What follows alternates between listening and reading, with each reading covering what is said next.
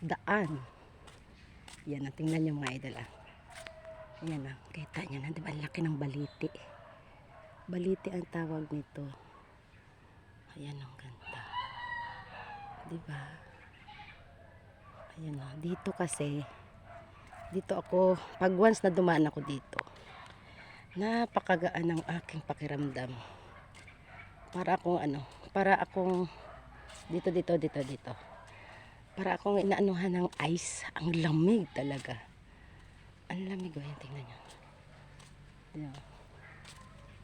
Diba? Tingnan nyo. Diyan sa loob. May ano yan dyan eh. Pwede kang pumasok dyan, pero natatakot ako. Hello mga kaibigan. Hello tabi-tabi po. Andyan po ba kayo? Ayan o, tingnan nyo. Kikita nyo mga idol. Dyan, sa loob niyan, pwede kang pumasok. Pwede kang pumasok dyan, kaso natatakot. Tatakot ako. Ayan. Pero pag dumaan ka dito, talaga, as in, napapahinto ka kasi, diba, pag halimbawa, galing ka sa init. Tapos dito ka dumaan. Napakalamig, parang inaanuhan ka ng ice. So parang hindi mo na, parang ayaw mo nang umuwi. Ayaw mo nang umalis. Parang dito ka lang tatambay. Ayan, diba? Ayan o sila. Ayan o. Ang laki nito.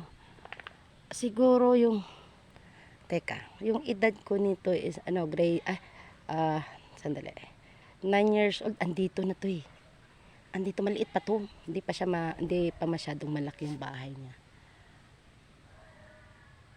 Ayan o. Ayan. Diba? So, 9 years old ako. Ilan na? Ilan taon na ako ngayon? 48. O, diba? Lumaki na siya. Maliit lang bahay nito. Ayan. Dito talaga ako tumatambay. Sa totoo lang talaga mga idol. Sabi ko nga minsan, sabi ko saglit lang muna dito tayo. Ay, kung minsan may kasama akong bata, hindi pwede. So, pag ako lang mag-isa, talagang tatambay talaga ako dito. Dito talaga ako nagtatambay bago naman ako uwi. Malapit lang to sa amin. Ayan o, diba? Nakikita nyo yung mga ano na yan. Gitlang. Ayan ang pwede pasukan yan dyan. So, walang mag-a-attempt niya na pasukin yan. Kasi pero alam nyo, mabait ang may-ari nito. Mabait. Hindi siya naghahalit. Parang gusto kong pasukan. Ikukwento ko sa inyo ikukwento ko sa inyo pag nagla-live ako. May kwento yung ano na yan.